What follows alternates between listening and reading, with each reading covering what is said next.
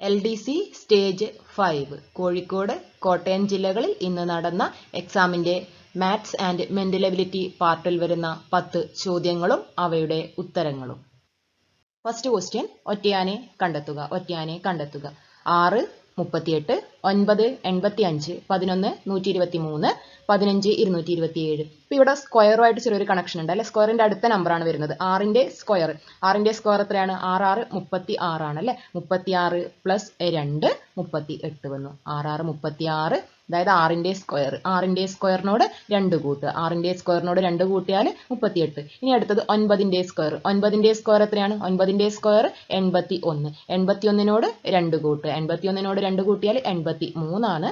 അപ്പോൾ 85 ആണ് ഇവിടെ തന്നിരിക്കുന്നത് അല്ലെ. 85 ആണ് തന്നിരിക്കുന്നത്. അടുത്തത് നോക്കാം, നമുക്ക് ഇതേ രീതിയിൽ വരുന്നുണ്ടോ നോക്കാം. അടുത്തത് 11 ആണ് അല്ലെ. 11ന്റെ സ്ക്വയർ എത്രയാണ്? 121. 11ന്റെ സ്ക്വയറിനോട് 2 കൂട്ടുക. 11ന്റെ സ്ക്വയറിനോട് 2 കൂട്ടിയാൽ 121 പ്ലസ് 2 123. അപ്പോൾ അത് കറക്റ്റ് ആണ് അല്ലെ. അപ്പോൾ ഓപ്ഷൻ എയും ഓപ്ഷൻ സിയും ഒരേ റൂള് വരുന്നുണ്ട്. ഇനി ഓപ്ഷൻ ഡി നമുക്ക് ചെക്ക് ചെയ്ത് നോക്കാം. 15ന്റെ സ്ക്വയർ എത്രയാണ്? 15ന്റെ സ്ക്വയർ 225 അല്ലെ. 225 പ്ലസ് 2, 225 പ്ലസ് 2 227. അപ്പൊ അതും കറക്റ്റ് ആയിട്ട് കിട്ടുന്നുണ്ട്. അപ്പൊ ഇവിടെ കറക്റ്റ് ആയിട്ട് കിട്ടാത്ത ഓപ്ഷൻ ബി ആണ്. അപ്പൊ ഒറ്റയാൻ ആരാണ്? 9:85 ആണ് ഒറ്റയാനായിട്ട് വരുന്നത്. ബാക്കിയൊക്കെ ഉള്ള number option A, option C, option D എങ്ങനെ കണ്ടുപിടിക്കാം?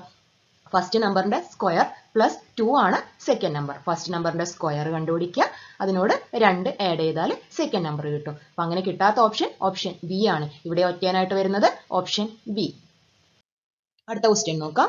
168 പ്ലസ് 72 ഹരിക്കണം 9, 72 ഹരിക്കണം 9 into 3 divided by 2 into 1 plus 12/4. അപ്പോൾ നമുക്കിവിടെ അംശത്തിൽ ബോഡ് മാസ് റൂൾ അപ്ലൈ ചെയ്യാം. ബോഡ് മാസ് റൂളിൽ ഫസ്റ്റ് ഹരണമാണ് ചെയ്യേണ്ടത് അല്ലേ. അപ്പോൾ 168 പ്ലസ് 72 ഹരിക്കണം 9. 72 ഹരിക്കണം 9 എത്രയാണ് വരിക?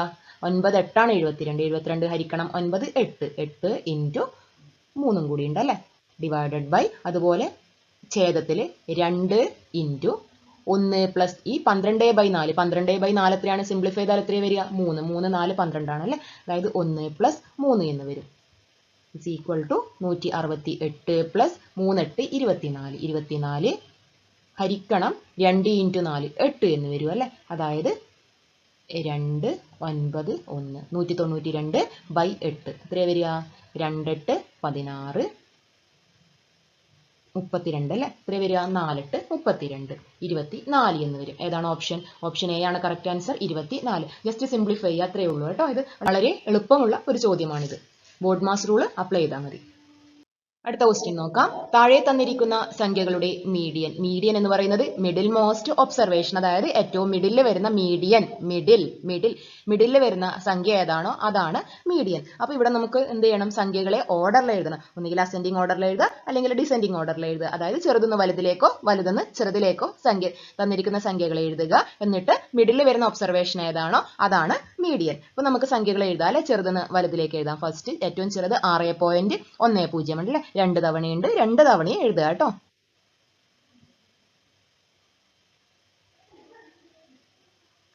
അടുത്തത് വരുന്ന ഏതാണ്? 6.15 ഉണ്ടല്ലേ. 6.15. പിന്നെ അടുത്തത് വരുന്നത് 6.18. 6.18. അടുത്തത് വരുന്ന ഏതാണ്? 6.20. 2 തവണയുണ്ട്. 6.20. 6.20. പിന്നെ വരുന്നത് 6.21 അല്ലേ. 6.21. അടുത്തത് വരുന്നത് 6.25. കഴിഞ്ഞല്ലോ. 6.25. എല്ലാ സംഖ്യകളും കഴിഞ്ഞു അല്ലെ. ഇനി നമുക്ക് മിഡിൽ വരുന്ന സംഖ്യ കണ്ടുപിടിക്കണം. അപ്പൊ ഇത് എത്ര സംഖ്യകളുണ്ട് നമുക്ക് എണ്ണി നോക്കാം. 1 1 2 3 4 5 6 7 8. ഇപ്പൊ 8 സംഖ്യകളാണ് അല്ലെ. അപ്പൊ മിഡിൽ നമുക്ക് കണ്ടുപിടിക്കാൻ പറ്റുക. 7 സംഖ്യകളാണ്. നമുക്ക് മിഡിൽ ഏതാണ് പറയാം? ഫോർത്ത് വൺ ആണെന്ന് പറയാം അല്ലെ. ഇവിടെ 8 സംഖ്യകൾ വന്നുകൊണ്ട് മിഡിൽ വരുന്ന ഏറ്റവും നടുക്ക് വരുന്ന 2 സംഖ്യകൾ എടുക്കുക. ഏതാണ്? ലെഫ്റ്റ് സൈഡിൽ നമുക്ക് 3 ഒഴിവാക്കുക, റൈറ്റ് സൈഡിൽ 3. അപ്പോൾ മിഡിൽ വരുന്ന സംഖ്യകൾ ഏതാണ്? 4th 1 ഉം 5th 1 ഉം അല്ലെ. ആ 4th 1 ഉം 5th 1 എടുക്കുക, അതിന്റെ ആവറേജ് കണ്ടുപിടിക്കുക. മിഡിലെ സംഖ്യ കണ്ടുപിടിക്കാൻ പറ്റാത്തതുകൊണ്ടാട്ടോ. അതായത് ഇവിടെ ഇരട്ട സംഖ്യയാണ്. ഇരട്ട സംഖ്യ വന്നിട്ടുണ്ടെങ്കിൽ അതിന്റെ മിഡിൽ വരുന്ന 2 ഒബ്സർവേഷൻ എടുക്കുക. ഒറ്റ സംഖ്യ ആണെങ്കിൽ നമുക്ക് കറക്റ്റ് കണ്ടുപിടിക്കാം അല്ലെ. അതായത് 1 3 5. ഇവിടെ മീഡിയൻ ഏതായിരിക്കും? 3 ആയിരിക്കും മീഡിയൻ ആയിട്ട് വരിക. അപ്പൊ ഇവിടെ നമുക്ക് 8 സംഖ്യകൾ ഉള്ളതുകൊണ്ട് നടുക്ക് വരുന്ന 2 സംഖ്യകൾ എടുക്കുക. 6.18 6.20. ഇതിന്റെ ആവറേജ് കണ്ടുപിടിക്കുക. രണ്ടും കൂടി കൂട്ടി അതിൻ്റെ ആവറേജ് കണ്ടുപിടിക്കുക. എത്രയാണ് വരിക? 8 3 പോയിൻറ്റ് അല്ലേ 12.38 ഡിവൈഡഡ് ബൈ 2 6.19 അല്ലേ 6.19 6.1 നോക്കിയാൽ മതി. 6.18 6.20 നടുക്ക് വരുന്ന ഏതായിരിക്കും? 6.19 ആണ്. ഏതാണ് കറക്റ്റ് ആൻസർ? ഓപ്ഷൻ ഡി ആണ് കറക്റ്റ് ആൻസർ, 6.19. അപ്പോൾ മീഡിയൻ എന്ന് പറയുന്നത് മിഡിൽ മോസ്റ്റ് ഒബ്സർവേഷൻ. ഇത് 10th സെയിം ക്വസ്റ്റൻ ആണ്, ടെക്സ്റ്റ് ബുക്കിൽ വരുന്ന സെയിം ക്വസ്റ്റൻ ആട്ടോ. SCERT പക്ക കോപ്പി ചെയ്തിരിക്കുന്ന ക്വസ്റ്റൻ ആണ്. SCERT ടെക്സ്റ്റ് ബുക്കിലെ സെയിം ക്വസ്റ്റ്യൻ, നമ്പേഴ്സ് പോലും മാറ്റമില്ല, സെയിം ക്വസ്റ്റ്യൻ ആണ്. മീഡിയൻ മിഡിൽ മോസ്റ്റ് ഒബ്സർവേഷൻ ഏറ്റവും നടുക്ക് വരുന്നത്. അപ്പോൾ തന്ന സംഖ്യകളെ അസെൻഡിങ് ഓർഡറിലോ ഡിസെൻഡിങ് ഓർഡറിലോ എഴുതുക. എന്നിട്ട് അതിന്റെ മിഡിൽ വരുന്ന ഒബ്സർവേഷൻ ഏതാണെന്ന് നോക്കുക. അപ്പോൾ സംഖ്യകളുടെ എണ്ണം ഇരട്ട സംഖ്യ ആണെങ്കിൽ ഏറ്റവും നടുക്ക് വരുന്ന 2 സംഖ്യകൾ എടുക്കുക. അതിന്റെ മീനാണ് കണ്ടുപിടിക്കേണ്ടത്. അതിന്റെ മീൻ അതായത് ആവറേജ് കണ്ടുപിടിക്കുക കേട്ടോ. ആവറേജ് കണ്ടുപിടിക്കുക, അതായിരിക്കും മീഡിയൻ. അടുത്ത ക്വസ്റ്റ്യൻ നോക്കാം. ഒരു കോഡ് ഭാഷയിൽ വൈറ്റ് എന്ന വാക്കിനെ JUVGR എന്ന് എഴുതാമെങ്കിൽ ബ്ലാക്കിനെ എങ്ങനെ എഴുതാം? അപ്പോൾ വൈറ്റ് WHITE വൈറ്റിനെ എങ്ങനെ എഴുതിയിരിക്കുന്നത്? JUVGR എന്ന് എഴുതി. അങ്ങനെയാണെങ്കിൽ നമുക്ക് എന്താ കണ്ടുപിടിക്കേണ്ടത്?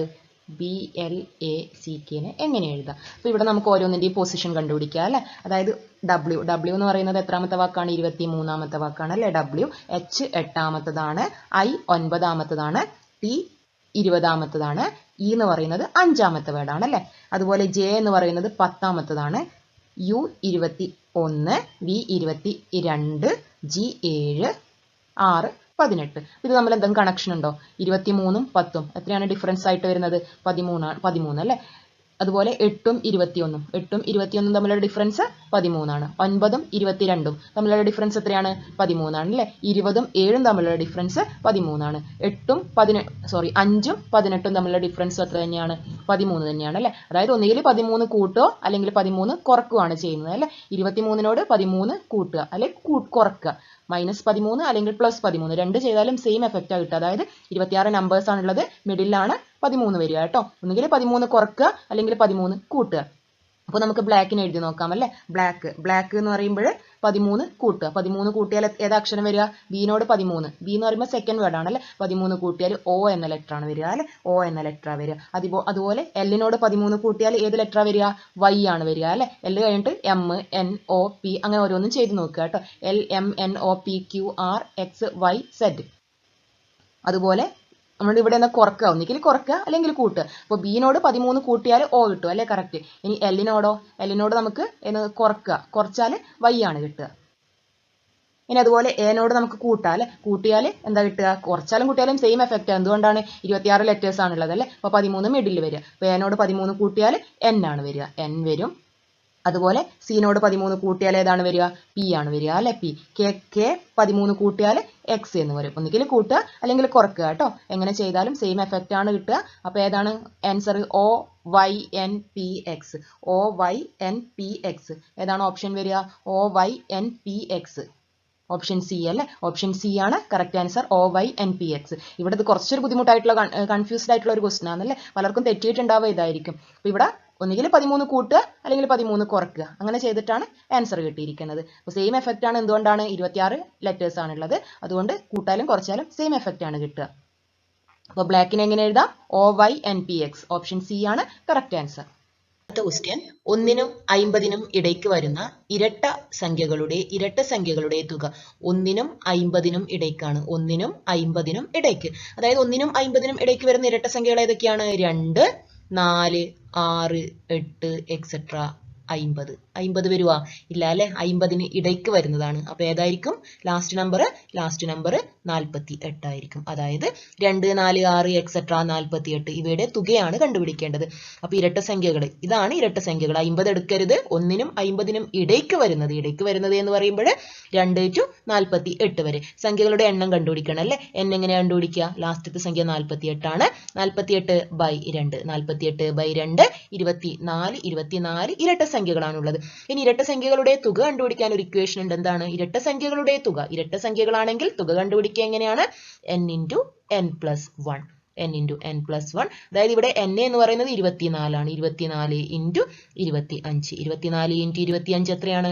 600 അല്ലേ? 600 തുകയായിട്ട് വരുന്നത്. 600 ഏതാണ് കറക്റ്റ് ആൻസർ? ഓപ്ഷൻ ബി ആണ് കറക്റ്റ് ആൻസർ, 600. അപ്പോൾ ഇത് തെറ്റാനുള്ള ഒരു ചാൻസ് ഉണ്ട്. 50 എടുക്കുകയാണെങ്കിൽ ഏത് വരും? 650 വരും. ഓപ്ഷൻ എ വരും കേട്ടോ. ഇവിടെ ഇടയ്ക്ക് എന്ന് പറയുന്നതുണ്ട് ക്വസ്റ്റ്യനിൽ, ഇടയ്ക്ക്, അതായത് 1-നും 50-നും ഇടയ്ക്ക്. അപ്പോൾ നമ്മൾ 48 വരെ മാത്രം എടുത്താൽ മതി. തുക ഇവിടെ 600 കിട്ടും. 24 ഇരട്ട സംഖ്യകളാണുള്ളത്. തുക 24 × 25 600. ഓപ്ഷൻ ബി ആണ് കറക്റ്റ് ആൻസർ. അടുത്ത ക്വസ്റ്റ്യൻ നോക്കാം. ഒരേ ചുറ്റളവുള്ള ചതുരങ്ങളിൽ ഏറ്റവും കൂടുതൽ വിസ്തീർണമുള്ള ചതുരത്തിന്റെ നീളവും വീതിയും തമ്മിലുള്ള ബന്ധം. അപ്പോൾ ചതുരങ്ങൾ എന്ന് പറയുമ്പോൾ എങ്ങനെയൊക്കെ വരാം? ദീർഘചതുരം വരാം അല്ലെ? ദീർഘചതുരവും വരാം, പിന്നെയോ സമചതുരവും വരാം. ദീർഘചതുരം വരാം, സമചതുരവും വരാം. അപ്പോൾ ഇങ്ങനെ വിസ്തീർണം കൂടുതൽ ഉണ്ടാവുക എപ്പോഴും സമചതുരത്തിനായിരിക്കും കേട്ടോ. വിസ്തീർണം കൂടുതലുള്ള ചതുരം ഏതായിരിക്കും? വിസ്തീർണം കൂടുതൽ. അപ്പോൾ 2 ചതുരങ്ങൾ എടുക്കുകയാണെങ്കിൽ ഒരേ ചുറ്റളവാണെങ്കിൽ അതിന്റെ വിസ്തീർണം കൂടുതൽ ഉണ്ടാവുക സമചതുരത്തിനായിരിക്കും. സമചതുരത്തിനാണ് എപ്പോഴും വിസ്തീർണം കൂടുതൽ ഉണ്ടാവുക, സമചതുരം. അപ്പോൾ സമചതുരത്തിന്റെ നീളവും വീതിയും തമ്മിലുള്ള ബന്ധം എന്തായിരിക്കും? സമചതുരത്തിന്റെ നീളവും വീതിയും തുല്യമായിരിക്കും. അതായത് വിസ്തീർണം കൂടുതൽ ഉണ്ടാവുക സമചതുരത്തിനാണ്. ചുറ്റളവ് തുല്യമായ ചതുരങ്ങളിൽ വിസ്തീർണം കൂടുതൽ ഉണ്ടാവുക സമചതുരത്തിനാണ്. സമചതുരത്തിന്റെ പ്രത്യേകത നീളവും വീതിയും തുല്യമായിരിക്കും. ഓപ്ഷൻ സി ആണ് കറക്റ്റ് ആൻസർ. അടുത്ത ക്വസ്റ്റ്യൻ നോക്കാം. 3, 8, 15, 24 അടുത്ത നമ്പറാണ് കണ്ടുപിടിക്കേണ്ടത്. ഇത് ഇൻക്രീസ് ചെയ്ത് വരുന്ന സീരീസ് ആണ് അല്ലെ? 3, 8, 15, 24. അപ്പോൾ നമുക്ക് ഡിഫറൻസ് നോക്കാം. 3, 8. 3ഉം 8ഉം തമ്മിലുള്ള ഡിഫറൻസ് എത്രയാണ് വരുന്നത്? 3 + 5 ആണ് 8 വരുന്നത് അല്ലെ? അപ്പോൾ ഡിഫറൻസ് 5 വന്നു. അടുത്തത് 15 ആണ്. 8-ന്ന് 15ലേക്ക് എത്താൻ വേണ്ടിയിട്ട് എത്രയാണ് ആഡ് ചെയ്യേണ്ടത്? 8-ന്ന് 15, അതായത് അവ രണ്ടും തമ്മിലുള്ള ഡിഫറൻസ്. 8 + 7 ആണ് 15 അല്ലെ? അപ്പോൾ അവ തമ്മിലുള്ള വ്യത്യാസം +7 ആണ് ആഡ് ചെയ്യേണ്ടത്. അപ്പോൾ ഫസ്റ്റത്തത് +5. 3 + 5 ആണ് 8. 8 + 7 ആണ് 15. അടുത്ത നമ്പർ 24 ആണ്. അതായത് 15നോട് എത്ര കൂട്ടിയാലാണ് 24 കിട്ടുക? അതായത് 15 + 9 അല്ലെ? 15 + 9 ആണ് 24. അപ്പോൾ നമുക്ക് അടുത്ത നമ്പറാണ് കണ്ടുപിടിക്കേണ്ടത്. അപ്പോൾ ഇവിടെ നോക്കുക, 5, 7, 9. അപ്പോൾ അടുത്തത് എത്രയായിരിക്കും? 11 ആയിരിക്കും ആഡ് ചെയ്യേണ്ടത് അല്ലെ? അതായത് 24 + 11 35 ആണ് വരിക. 35. ഓപ്ഷൻ ബി ആണ് കറക്റ്റ് ആൻസർ. Option B 35. അപ്പോൾ ഇവിടെ ഇൻക്രീസ് ചെയ്തിരുന്ന സീരീസ് ആണ്. അപ്പോൾ ഡിഫറൻസ് നോക്കുക. ഡിഫറൻസ് 5, 7, 9 ഒറ്റ സംഖ്യകളാണ് വരുന്നത് അല്ലെ? 5, 7, 9, 11 അങ്ങനെ ആഡ് ചെയ്ത് എഴുതിയാൽ മതി. 3 + 5 8, 8 + 7 15, 15 + 9 24, 24 + 11 35. അടുത്തത് എത്രയായിരിക്കും? 35 + 13. അങ്ങനെ വരുന്ന ഒരു സീരീസ് ആണ് ഇത്. അപ്പോൾ ഓപ്ഷൻ ബി ആണ് കറക്റ്റ് ആൻസർ, 35. അടുത്ത question 125/8 whole raise to 2/3 into 16/625 whole raise to 1/2. അപ്പോൾ നമുക്ക് ഫസ്റ്റത്തെ ടേം ചെയ്യാം അല്ലെ? ഫസ്റ്റത്തെ ടേം 125/8. അപ്പോൾ നമുക്ക് ഈ 125/8 എങ്ങനെ എഴുതാം? 125/8 ഇത് കൃത്യംഗങ്ങളുമായി ബന്ധപ്പെട്ട ഒരു ചോദ്യമാണ് കേട്ടോ. അപ്പോൾ 125 നമുക്കൊന്ന് പ്രൈം ഫാക്ടറൈസേഷൻ ചെയ്യാം അല്ലെ? അല്ലെങ്കിൽ നമുക്ക് ഡയറക്റ്റ് അറിയുന്നവർ ഡയറക്റ്റ് എഴുതിക്കോ കേട്ടോ. അപ്പോൾ 5 കൊണ്ട് ചെയ്യുമ്പോൾ എത്ര വരും? 2, 5, 10, 5, 5, 25. വീണ്ടും 5 കൊണ്ട് ചെയ്യുമ്പോൾ 5, 5 ആയില്ലേ? കംപ്ലീറ്റ് ആയില്ലേ? അപ്പോൾ 125 എന്നത് 5 ക്യൂബാണ്. 5 ക്യൂബ് ബൈ 8. 8 നമുക്കറിയാലേ 2 ക്യൂബ് അല്ലേ? ചെയ്ത് നോക്കുക, അറിയാത്തവർ ചെയ്ത് നോക്കുക. 8ന് നമുക്ക് 2, 4 വരും. വീണ്ടും 2, 2, അതായത് 2 ക്യൂബാണ് 8. 2 ക്യൂബ്. 5 cube by 2 cube. ഇതിനെ നമുക്ക് എങ്ങനെ എഴുതാം? അതായത് ഒരു ലോ ഉണ്ട്, a/m/b/m. അതായത് രണ്ടിന്റെയും പവർ സെയിം ആണെങ്കിൽ നമുക്ക് എങ്ങനെ എഴുതാം? a/b whole raise to m എന്ന് എഴുതാം. a/b whole raise to m. അപ്പോൾ നമുക്ക് ഇതിനെ എങ്ങനെ എഴുതാം? 5/2. 5/2 ഹോൾ റൈസ് ടു 3. നമുക്ക് ഹോൾ റൈസ് ടു 2/3 ഉണ്ട് അല്ലേ? അപ്പോൾ നമുക്ക് അതൊന്ന് എഴുതി നോക്കാം. 125/8 ഹോൾ റൈസ് ടു 2/3. അപ്പോൾ നമുക്ക് 125/8 നമ്മൾ സിംപ്ലിഫൈ ചെയ്തിട്ട് കിട്ടിയിട്ടുണ്ട് 5/2 ഹോൾ ക്യൂബ് എന്ന് കിട്ടിയിട്ടുണ്ട് അല്ലേ? അത് റൈസ് ടു എത്ര വരും? നമ്മുടെ 2/3 കൂടി 2/3. അപ്പോൾ നമുക്ക് ഇവിടുന്ന് ഏതൊക്കെ ക്യാൻസൽ ചെയ്യാം? 3ഉം 3ഉം ക്യാൻസൽ ചെയ്യാം. അതായത് ഇവിടെ കിട്ടുക 5/2 ഹോൾ സ്ക്വയർ എന്ന് വരിക. അപ്പോൾ സ്ക്വയർ നമുക്ക് എങ്ങനെ മാറ്റാം? ബ്രാക്കറ്റ്, അതായത് അംശത്തിന്റെ സ്ക്വയർ കണ്ടുപിടിക്കുക, ഛേദത്തിന്റെ സ്ക്വയർ. ഹോൾ റൈസ് ടു 2 ആണല്ലോ, അപ്പോൾ രണ്ടിനും സ്ക്വയർ ബാധകമാണ്. 5ന്റെ സ്ക്വയർ 25, 25/2ന്റെ സ്ക്വയർ 4, 25/4 സിംപ്ലിഫൈ ചെയ്താൽ 25/4 എന്ന് കിട്ടും. ഇനി നമുക്ക് അടുത്തത് ചെയ്യാം അല്ലെ? അടുത്തത് 16/625 ഹോൾ റൈസ് ടു 1/2. ഈ 1/2 എന്ന് പറയുന്നത് എന്താണ്? സ്ക്വയർ റൂട്ട് ആണ്. 1/2 എന്ന് പറയുന്നത് സ്ക്വയർ റൂട്ട് ആണ്. അപ്പോൾ സ്ക്വയർ റൂട്ട് കണ്ടുപിടിക്കുക. 1/3 ക്യൂബ് റൂട്ട്, 1/4 ഫോർത്ത് റൂട്ട്, അങ്ങനെയാണ് വരിക. അപ്പോൾ ഇവിടെ നമുക്ക് ഹോൾ റേസ് ടു 1/2 ആണ്. അപ്പോൾ ഒരു അംശത്തിന്റെയും ഛേദത്തിന്റെയും വർഗ്ഗമൂലം സ്ക്വയർ റൂട്ട് കണ്ടുപിടിക്കുക. അതായത് റൂട്ട് 16/625. റൂട്ട് 16 എന്ന് പറയുന്നത് എത്രയാണ്? 4ൻ്റെതാണെന്ന് അറിയാം അല്ലെ. 4 സ്ക്വയർ ആണ് 16. അപ്പോൾ റൂട്ട് 16 4 എന്ന് വരും. 625 ഏതാ വരിക? 625 എന്നത് 25ന്റെ അല്ലെ. 25 × 25 ആണ് 625. അപ്പോൾ റൂട്ട് 625 എന്നത് 25 വരും. ഇനി നമുക്ക് നമ്മുടെ ക്വസ്റ്റ്യനിലേക്ക് പോകാം. ക്വസ്റ്റ്യനിൽ എന്താ പറഞ്ഞിരിക്കുന്നത്? അപ്പോൾ അത് രണ്ടും സിംപ്ലിഫൈ ചെയ്തിട്ട് കിട്ടിയ അല്ലെ. ക്വസ്റ്റ്യനിൽ 2 നമ്പർ, അതായത് 125/8 ഹോൾ റേസ് ടു 2/3 ഗുണിക്കണം 16/625. ഇവിടെ തന്നെ എഴുതാം അല്ലെ. അപ്പോൾ നമുക്ക് 125/8 ഹോൾ റേസ് ടു 2/3 സിംപ്ലിഫൈ ചെയ്തിട്ട് എത്ര കിട്ടി? 25/4 എന്ന് കിട്ടി അല്ലെ. 25/4 ഗുണിക്കണം 16/625 whole raise to 1/2. Whole raise to 1/2 നമുക്ക് കിട്ടി. എത്രയാണ് കിട്ടിയത്? 4/25. ഈ 25ഉം 25ഉം ക്യാൻസൽ ചെയ്ത് പോയി, 4ഉം 4ഉം ക്യാൻസൽ ചെയ്ത് പോയി. അപ്പോൾ എത്രയാണ് ആൻസർ കിട്ടുക? 1 ആണ് ആൻസർ കിട്ടുക അല്ലെ. അതായത് ഓപ്ഷൻ എ ആണ് കറക്റ്റ് ആൻസർ, 1. അപ്പോൾ ഇവിടെ സിംപ്ലിഫൈ ചെയ്യുക, വേറെ ഒന്നുമില്ല. നമുക്കൊരു എക്സ്പോണൻഷ്യൽ ലോസ് ഉണ്ട്, ആ ലോസ് ഇവിടെ അപ്ലൈ ചെയ്തേ ഉള്ളൂ. വളരെ എളുപ്പമാണ് ഈ ക്വസ്റ്റ്യൻ. എല്ലാവർക്കും ആൻസർ കിട്ടിക്കാണുമെന്ന് കരുതുന്നു. അടുത്ത ക്വസ്റ്റ്യൻ നോക്കാം. അനന്തുവിനെ ചൂണ്ടി അമൃത പറഞ്ഞു, അവന്റെ അച്ഛൻ എന്റെ മുത്തശ്ശിയുടെ ഒരേയൊരു മകനാണ്. എങ്കിൽ അനന്തുവും അമൃതയും തമ്മിലുള്ള ബന്ധം. അനന്തുവും അമൃതയും തമ്മിലുള്ള ബന്ധമാണ് കണ്ടുപിടിക്കേണ്ടത്. അമൃത, അനന്തു, ഇവരും രണ്ടും തമ്മിലുള്ള ബന്ധമാണ് കണ്ടുപിടിക്കേണ്ടത്. അപ്പോൾ നമുക്ക് ക്വസ്റ്റ്യൻ ഒന്നും കൂടി നോക്കാം അല്ലെ. അനന്തുവിനെ ചൂണ്ടി അമൃത പറഞ്ഞു, അവന്റെ അച്ഛൻ, അതായത് അനന്തുവിന്റെ അച്ഛൻ എന്റെ മുത്തശ്ശി, അതായത് അമൃതയുടെ മുത്തശ്ശിയുടെ ഒരേയൊരു മകനാണ്. അമൃതയുടെ മുത്തശ്ശി എന്ന് പറയുമ്പോൾ നമ്മൾ ആരെയാണ് പറയാ? മുത്തശ്ശി എന്ന് പറയുന്നത് അച്ഛന്റെ അമ്മേനെയാണ് മുത്തശ്ശി എന്ന് പറയാ അല്ലെ. അച്ഛന്റെ അമ്മ, ഒരേയൊരു മകനാണ്. ഒരേയൊരു മകൻ എന്ന് പറയുമ്പോൾ ആ മുത്തശ്ശിക്ക് ഒരു മകനേ ഉള്ളൂ. അപ്പോൾ അമൃതയുടെ ആര് തന്നെയായിരിക്കും? അമൃതയുടെ അച്ഛൻ തന്നെയായിരിക്കും അല്ലെ. അതായത് അമൃതയുടെ അനന്തുവിന്റെയും അച്ഛൻ ഒരാളായിരിക്കും. അമൃതയുടെയും അനന്തുവിന്റെയും അച്ഛൻ ഒരാളാണ്. അതുകൊണ്ട് നമുക്ക് അമൃതയും അനന്തവും സഹോദരന്മാരാണെന്ന് പറയാം. അമൃതയും അനന്തവും സഹോദരന്മാരാണ്. അതായത് അമൃതയുടെ സഹോദരനാണ് അനന്തു. ഓപ്ഷൻ ഡി ആണ് കറക്റ്റ് ആൻസർ, സഹോദരൻ.